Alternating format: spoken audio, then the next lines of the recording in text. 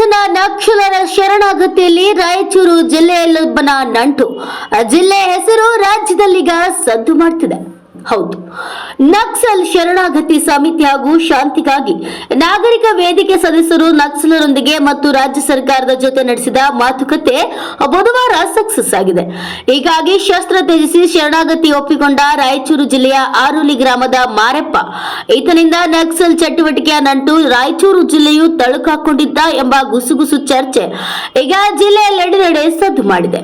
ಹೌದು, ಪಿಯುಸಿ ವರೆಗೆ ಕಾಲೇಜು ಶಿಕ್ಷಣ ಪಡೆದಿದ್ದ ಮಾರೆಪ್ಪ 18ನೇ ವಯಸ್ಸಿಗೆ ಶಿಕ್ಷಣಕ್ಕೆ ಗೊಡ್ಬಾ ಹೇಳಿ ನಕ್ಸಲ್ ಗುಂಪಿಗೆ ಸೇರಿ ನಕ್ಸಲ್ ಚಟುವಟಿಕೆ ನಡೆಸಿದ್ದ.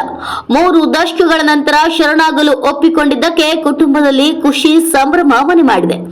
80 ವರ್ಷದ ವೃದ್ಧೆ ತಾಯಿ ಗೌರಮ್ಮ ಹಾಗೂ ಸೋದರ ದೇವೇಂದ್ರಪ್ಪ ಮತ್ತು ಅವರ ಕುಟುಂಬ ಖುಷಿಯೊಂದಿಗೆ 48 ವರ್ಷದ ಮಾರೆಪ್ಪನ ಬರುವಿಕೆಯ ಕ್ಷಣಗಳನ್ನ ಮನೆಯಲ್ಲಿ ಕಾತರದಿಂದ ಕಾಯ್ತಿದ್ದಾರೆ.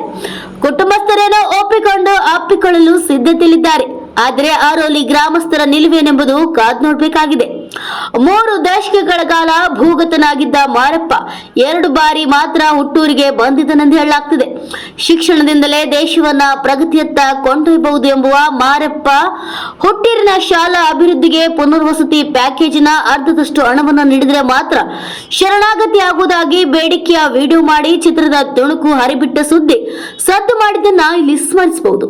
ಇವರ ಬೇಡಿಕೆಯ ಧ್ಯೇಯ ಶಿಕ್ಷಣದಿಂದ ಯಾರು ವಂಚಿತರಾಗಬಾರದು ಎಂಬುದನ್ನ ದೃಢಪಡಿಸುತ್ತದೆ. ಶರಣಾಗತಿಯಾದ 6 ನಕ್ಸಲರ ಡಿಮ್ಯಾಂಡ್ಗಳೇನು ಮತ್ತು ಅವರ ಮೇಲಿರುವ ಮೊಕದ್ದಮೆಗಳನ್ನ ಸರ್ಕಾರ ಹೇಗೆ ಇತ್ಯರ್ಥಪಡಿಸುತ್ತದೆ ಎಂಬುದ ಜಾಣ್ಮೆಯ ನಡೆಯ ನಿಗೂಢತೆ ಹೇಗೆ ಕಾದು ನೋಡಬೇಕಾಗಿದೆ. Anand Turviyal, NKS TV4 bureau report, Raichur.